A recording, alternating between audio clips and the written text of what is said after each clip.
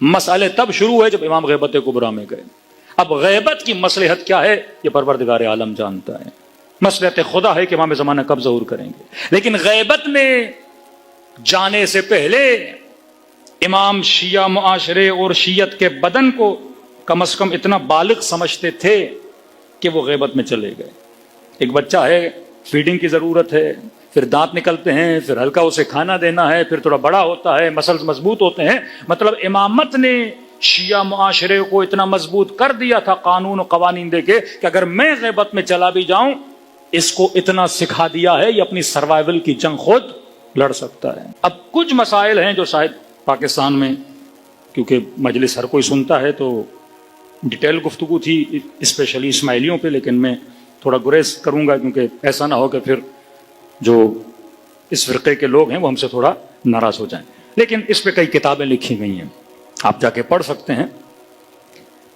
شیعہ اثنا عشری کو، مطلب اس نیٹ ورک کو سب سے زیادہ اگر کسی نے نقصان دیا وہ اسماعیلیز تھے، کیونکہ چھٹے امام کے بعد یہ الگ ہو گئے، لیکن وہ ساری تعلیمات ان کے پاس تھیں کہ نیٹ ورک بنایا کیسے جاتا ہے، خمس جمع کیسے کیا جاتا ہے، اکنومیکل سسٹم کیسے مضبوط کیا جاتا ہے، آرگنائزیشن آف لا جو امام نے وکلا بنائے، شہر شہر میں وکیل شیعوں سے پیسہ جمع، کیونکہ ایک نظام بغیر پیسے کے چل نہیں سکتا. کسی قوم کے پاس اتنا نظام نہیں ہے. مطلب شیعوں کو نہ پیٹرول کی ضرورت ہے نہ معدنیات کی ضرورت ہو تو اچھی بات ہے، لیکن اگر یہ کچھ بھی آپ کے پاس نہ ہو، ایک انٹرنل سسٹم اہل بیت آپ کو دے کر گئے جس کو آپ کیا بولتے ہیں، خمس بولتے ہیں. اب نقصان تو دیا، لیکن جتنا آپ کے اسماعیلی حضرات اس پہ مضبوطی سے کام کرتے ہیں وہ آپ کی سوچ ہے. ہمیں پاکستان کے کسی شہر میں ان کا ہیڈ آف اکنامک ملا جو یہ پیسہ جمع کرتے ہیں. ہم شیعہ کتنا دیتے ہیں؟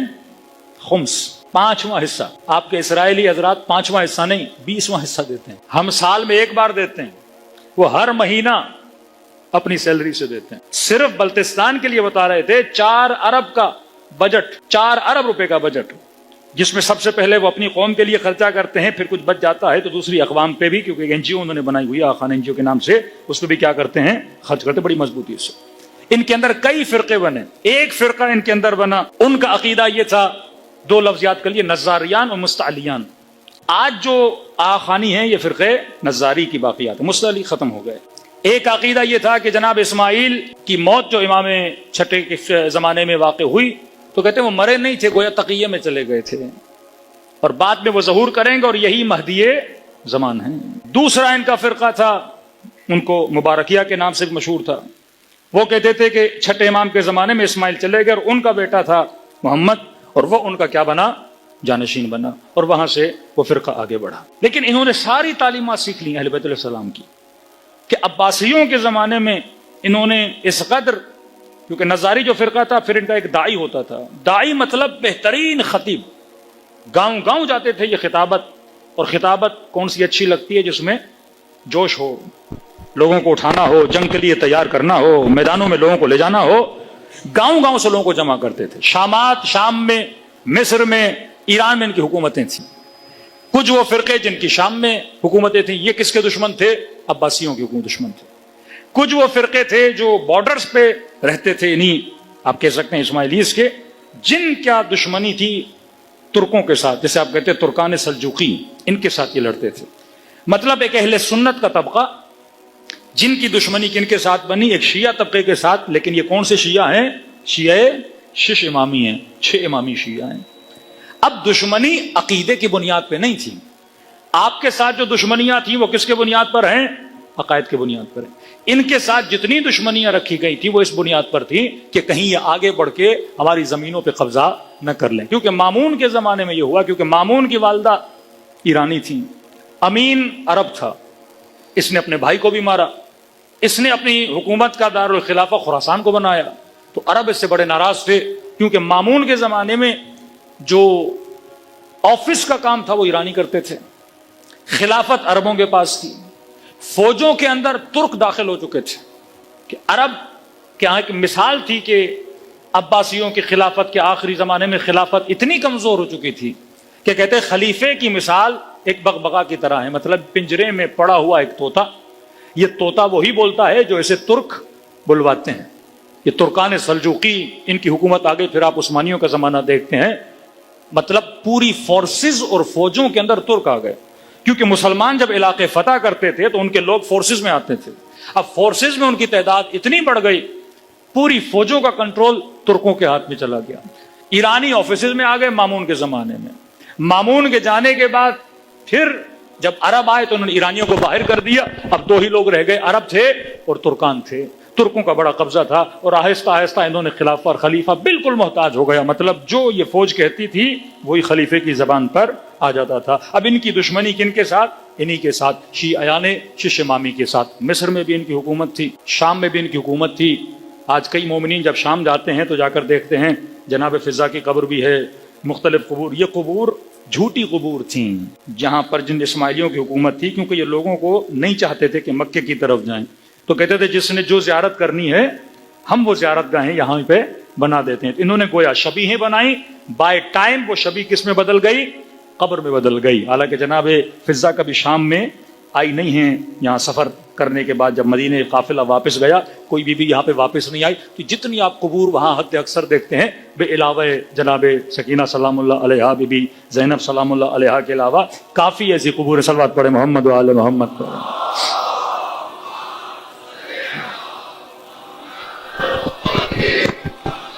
انہوں نے اتنی شبیہیں بنائیں، آپ مصر میں جاتے ہیں یونیورسٹی الازہر، اس کا پہلے نام کیا تھا؟ زہرا، پھر بعد میں جا کے ان پہ جب اٹیک ہوا اور ان کی حکومتیں وہاں ختم ہوئیں، اس کے بعد یہ یہاں سے نکلے، پھر ان کو یہ لقب جو آغا خان کا لقب ہے، یہ فتح الدین شاہ جو ایران کے ایک علاقے کے بادشاہ تھے، ان کے داماد بنے، پھر انہوں نے ان کو لقب دیا۔ اب ان کا گٹھ جوڑ، مطلب پاور ان کے پاس اتنا تھا، جرمنی سے یہ ٹیکس لیتے تھے، فرانس کے بادشاہ کو انہوں نے خط لکھا، کیونکہ انفرادی ٹیرر جسے بولتے ہیں، مارنے کے یہ بڑے ماہر تھے، دنیا کا ہر حاکم ان سے ڈرتا تھا، یہ حکومتوں کے اندر داخل ہو جاتے تھے، لوگوں کو مارتے تھے۔ فرقے انہوں نے اتنے بنائے، کوفے میں، شام میں، فرقوں کے اوپر فرقے انہوں نے بنائے، مطلب ہر بندہ جو ان کا داعی تبلیغ کے لیے جاتا تھا تھوڑی دیر کے بعد اپنا چھوٹا سا فرقہ بنا لیتا تھا۔ یہ سارا غیبت امام میں ہو رہا ہے۔ اب ایک شیعہ نسل کا جوان جب اس معاشرے میں بڑا ہو رہا ہے، ایک داعی آئے گا، اسے کیا کر لے گا؟ گمراہ کر لے گا۔ امام غیبت میں ہیں، سر پہ کوئی سمجھانے والا نہیں ہے، کسی سسٹم کو کریٹ کرنے کی ضرورت ہے۔ تو ہم نے نسلوں کو کس چیز سے بچایا؟ فرش عزا امام حسین کے ذریعے سے بچایا۔ یہ لوگ محرم میں آتے تھے، ممبروں کے نیچے بیٹھتے تھے، ان کو اپنے صحیح عقائد کا بتایا جاتا تھا، جس سے ان کا دین بھی بچتا تھا، ان کا ایمان بھی بچتا تھا۔ اس کے بعد ایران سے یہ ناراض ہوئے، یہ شہر ہرات میں گئے، ہرات میں جانے کے بعد برٹن کی انہوں نے مدد کی، ہرات پہ انہوں نے قبضہ کیا، پھر یہ انڈیا کی طرف گئے، وہاں پر بھی برٹن کی مدد کی، وہاں پہ برٹن داخل ہوئے۔ تقریباً ان کا جو دو امام پہلے آپ دیکھیں گے، یونائٹڈ نیشن کا ان کو ہیڈ بھی بنایا گیا، مختلف طریقوں سے مدد کی گئی۔ شیعہ ہیں لیکن آپ دیکھیں گے وہ فکر امام حسین جو فکر حماسی ہے وہ پائی نہیں جاتی۔ نقصان اس طرح سے دیا کیونکہ اتنا بڑا طبقہ توڑا گیا، وہ لوگ جو شیعہ اثنا عشری ہو سکتے تھے ان کو شیعہ اثنا عشری سے ہٹایا گیا، جس نے تاریخ کے ایک لمبے عرصے میں ہمیں نقصان دیا۔ اب شیعت پروان کب چڑھی؟ سب سے زیادہ جو شیعت کا نیٹ ورک غیبت امام میں مضبوط ہوا وہ صفویوں کی حکومت میں مضبوط۔ آپ دیکھتے ہیں کہ عثمانی ترک، سلجوقی ترک، صفوی ترک، یہ ترکان ایران، وہ ترکان ترکی، ایک بہت بڑا خطہ، بڑے لمبے عرصے تک ترکوں نے اس خطے میں حکومت کی ہے۔ ایون اسلام کی فوجوں میں یہ ترک شامل ہو چکے تھے۔ ترکان صفوی کے زمانے میں شیخ بہائی کہ جنہوں نے حکومت کے اندر داخل ہو گئے، اب علماء جب حکومت کے اندر داخل ہوئے، انہوں نے اس قدر نظام تشیع کو مضبوط کیا، معاشرے کو اسلامی بنایا۔ شاہ صفویوں کے زمانے میں، شاہ عباس کے زمانے میں مساجد جو بنائی جاتی تھی وہ شہر کے سینٹر میں بنائی جاتی تھی۔ مسجد کے بعد دوسری مسجد سے پہلے بناتے تھے بازار کو، بازار سے پہلے بناتے تھے حکومتی ادارات کو، حکومت کے ادارے، حکومت کے آفیسز، اس کے بعد بازار، اس کے بعد مسجد، اس کے بعد ایگریکلچر کا سسٹم ہوتا تھا۔ مطلب اگر کوئی آدمی مسجد میں نماز پڑھنے جانا چاہتا ہے تو اس کا گزرنا کہاں سے ہوگا؟ بازار سے ہوگا۔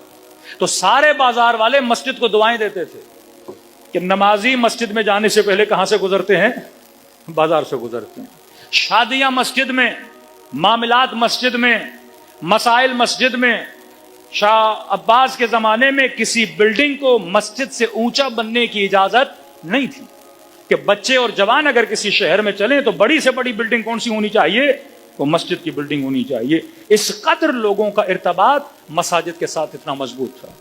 इस्लामी मेमारी, एग्रीकल्चर तरक्की पर, इस्लामी इंजीनियरिंग, जो बिल्डिंग्स बनती हैं, आप इस्फहान में चले जाएंगे, मुख्तलिफ जगहों पे चले जाएंगे, ये किसने बनवाई? शेख बहाई ने।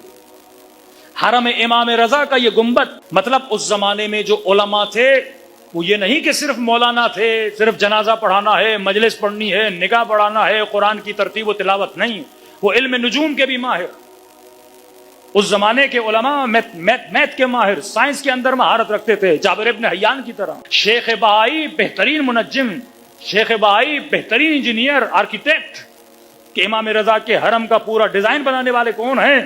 शेख बहाई। उस जमाने में कुम मशहद के जो हौजे थे, सारे लोग जो उलूम हासिल करते थे, वो दीन का इल्म, यूनिवर्सिटी अल-अज़हर की तरह दीन का इल्म भी हासिल करते थे। मतलब किसी ने डॉक्टर बनना है तो हौजे में आता था, दीन का इल्म भी हासिल करता था, डॉक्टरी का इल्म भी सीखता था। किसी ने इंजीनियर बनना है, कुरान भी पढ़ता था, तफसीर भी पढ़ती थी, ये नौजवान इंजीनियर भी बन जाता था। किसी ने टीचर बनना है, सारे उलूम इनको सिखाए जाते थे। इस तरह से इस नेटवर्क को सेंट्रलाइज किया गया था कि ये लोग दीन के साथ भी जुड़े रहें। लेकिन आज जब से ब्रिटेन ने इन इलाकों पे हुकूमत की, इन्होंने मदरसे को क्या कर दिया कि भाई ये दीनी मदारिस हैं, ये कॉन्सेप्ट था ही नहीं। दीन को दुनिया से अलग करना कि जनाब अगर तुमने मौलवी बनना है तो दीनी मदारिस में जाओ, डॉक्टर बनना है तो यूनिवर्सिटी में जाओ, मतलब यूनिवर्सिटी में जाके मैं दीन नहीं पढ़ सकता और मदरसे में जाऊंगा तो मैं दुनियादार नहीं बन सकता। अब लिहाजा जो मौलवी बेचारा जाके हौजे में पढ़ेगा, उसको एक ही नौकरी करनी है, इमाम बारगाह में के पेश इमाम बने, मदरसे में जाके टीचर बने, या खतीब बने, या कारी कुरान बने। क्योंकि अगर हौजे में जाएगा वो डॉक्टरी नहीं पढ़ सकता, अगर हौजे में जाएगा इल्म नुजूम का माहिर नहीं बन सकता, वो साइंसदान नहीं बन सकता। हालांकि पहले ये एक जगह पर था। ये तकसीम किसने की? ये ब्रिटेन ने आने के बाद तकसीम की। शाह अब्बास के जमाने में ये कोई तकसीम नहीं थी। हमारे हौजों में सारे लोग, आगाए हसनजादे आमली बेहतरीन मुनज्जिम, आगाए हसनजादे आमली बेहतरीन मैथमेटिक के माहिर, के यूनिवर्सिटीज के टीचर, इनसे मैथ और इल्म मैथ को हासिल करने के लिए आते थे। ये वो सिस्टम था, ये वो नेटवर्क था जो अहले बैत देकर गए। अब छठे इमाम के जमाने में मदरसे का कॉन्सेप्ट नहीं है। इमाम के शागिर्द कौन है छठे इमाम के जमाने में? कोई कपड़ा बेचने वाला, किसी का गोश्त का दुकान, कोई सर्राफ का काम करता है। जाबिर इब्न हय्यान कौन है? ये सारे लोग आते थे, इमाम से दर्स हासिल करते थे। लेकिन आज हमारे मदरसों में कौन जाता है? सिर्फ जिसने दीन का इल्म पढ़ना है। बाकी इंजीनियर साहब आपको का मुझे दीन नहीं आता, डॉक्टर साहब आपको का मुझे दीन नहीं आता। आप दीन कहां से सीखेंगे? मिंबर की बरकत है, थोड़ा बहुत मस्जिद में चला गया, या किसी ने सेल्फ स्टडी कर ली। लेकिन हालांकि हमारी यूनिवर्सिटीज का सिस्टम वही होता जो अहले बैत हमें एक नेटवर्क देना चाहते थे, जहां पे दीन भी पढ़ाया जाए, क्योंकि दीन और दुनिया जुदाई नापजीर हैं। अगर ये कहे कि दुनियादार बन जाओ, दीन को छोड़ दो, या दीनदार बन जाओ, दुनिया को छोड़ दो, ये नहीं है। कुरान मजीद का कमाल यह है कि जितनी मर्तबा कुरान में लफ्ज दुनिया आया, उतनी मर्तबा लफ्ज आखिरत आया। अपने कुनूत में दुआ, रब्बना आतिना फिद दुनिया हसना व फिल आखिरत हसना, पहले दुनिया में हसनात, फिर आखिरत में। लिमन ला माआश लह ला दीन लह, जिसकी इकोनॉमिक, जिसकी इख्तिसादियात, जिसका दुनिया का माल, नौकरी, पेशा मजबूत नहीं, मासूम फरमाते उसका दीन भी मजबूत नहीं है। भाई सुबह से शाम तक घर में शिकम में लुकमा नहीं होगा तो नमाज पढ़ने में आपको लज्जत मिलेगी? ये परेशान के बच्चे की फीस कल लेनी है, छोटा बच्चा है, रात को दूध लेना है, खाने के लिए पैसे नहीं है, और मैं से को जनाब मस्जिद में आ जाओ नमाज पढ़ो, कहेंगे पहले मैं जाऊं अपनी दुनिया को संभालूं। तो कल लिमन ला माआश ला दीन अल्लाह, जिसका माआश नहीं है उसका दीन भी नहीं है। सबसे पहले अपनी इकोनॉमिक को मजबूत करो, इकोनॉमिक मजबूत हो गई तो तुम्हारी आखिरत भी क्या हो जाएगी? मजबूत हो जाएगी। ये शेख बहाई जिन्होंने शाह अब्बास के जमाने में, सफवियों के जमाने में, शियों का आप समझ सकते हो गोल्डन टाइम ऑफ शिया था। मस्जिदें बनाई, बिनाएं बनाई, शहर के नक्शे ऐसे बनाए कि लोग मुर्तबित रहे मस्जिद में। आज लोग मस्जिद में क्यों नहीं आते? आगाए कराती 18 पॉइंट्स बताते हैं मस्जिद की वैल्यू इस्लाम के अंदर। सियासी फैसले मस्जिद में, निकाह मस्जिद में, अगर कोई फकीर और गरीब है, खाना नहीं मिलता, मस्जिद में आएगा, ऐसे खाना दिया जाएगा। अगर कोई मुसाफिर है, सोने की जगह नहीं, मस्जिद में आएगा, सोएगा। किसी को मसला है, झगड़े हुए, फैसले, सारा कुछ मस्जिद مطلب کورٹ بھی تھا، لوگوں کے فیصلے کرتے تھے. کسی نے جہاد پہ جانا ہے، سارے فیصلے مسجد میں. آج مسجد کا ایک ہی کام ہے، مسجد میں صرف یا مجلس ہوتی ہے یا مسجد میں نماز پڑھائی جاتی ہے. لوگوں کا کنیکشن مسجد کے ساتھ کٹ چکا ہے. اسلام میں مسجد کی ویلیو اور تھی، تھنکنگ آف مسجد اور تھی. وہ ویلیو اگر باقی رہتی لوگ دین کے ساتھ جڑے رہتے. یہ مشہور ہے شیخ بھائی کا واقعہ. جب یہ امام رضا کا حرم بنا رہے تھے تو بلڈنگز بنا رہے تھے، دروازہ مولا کا بن رہا تھا. شاہ عباس حرم کے وزٹ کے لیے آئے. کیا دیکھا، ابھی تک امام کا دروازہ نہیں بنا. کئی دن گزر گئے تو پوچھا مزدوروں سے کہ دروازہ کیوں نہیں بنا. تو کہا کہ شیخ بھائی نے ہمیں روکنے کو بولا ہے. تو بادشاہ تھا، انہوں نے آرڈر دیا کہ چھوڑ دو شیخ بھائی کو، دروازہ کمپلیٹ کرو. انہوں نے بول دیا، مزدوروں نے سارا دروازہ بنا کے کمپلیٹ کر دیا. یا پیچھے سے شیخ بھائی آئے، انہوں نے مزدوروں کا، جناب میں نے منع کیا تھا دروازہ نہ بناؤ، تم نے کیوں بنایا؟ قبلہ آپ نے کہا نہ بناؤ. بادشاہ صاحب کہہ رہے ہیں بنا دو، ہم حکم کے پابند ہیں، ہم نے دروازہ کمپلیٹ کر دی. یہ گئے بادشاہ کے پاس، شہباز صاحب آپ نے کیوں آرڈر دیا؟ میں نے روکنے کو بولا تھا. انہوں نے کہا کہ کل میرے خواب میں امام رضا آئے اور انہوں نے کہا کہ میرا دروازہ ابھی تک بنا کیوں نہیں ہے، دروازے کو جلدی کیا کیا جائے، بنایا جائے.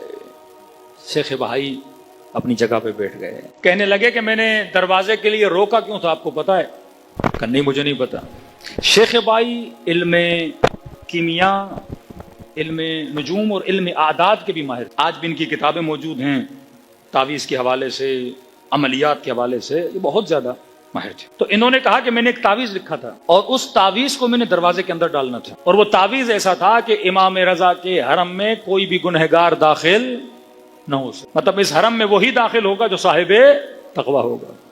لیکن کئی دنوں سے مجھے دیر ہو رہی تھی وہ تعویذ مزدوروں کو دوں اور دروازے کے اندر اس کی چنائی کی جائے تاکہ کوئی نہ آ سکے. اور آج آپ امام رضا آپ کے خواب میں آئے ہیں، انہوں نے کہا دروازہ بنا دو. تو گویا مولا نے پیغام دیا کہ جناب میرا حرم صرف متقیوں کے لیے نہیں ہے، یہ حرم بنتے ہی اسی لیے ہیں تاکہ گنہگار آئے اور حرم سے ہو کے باہر چلا جائے.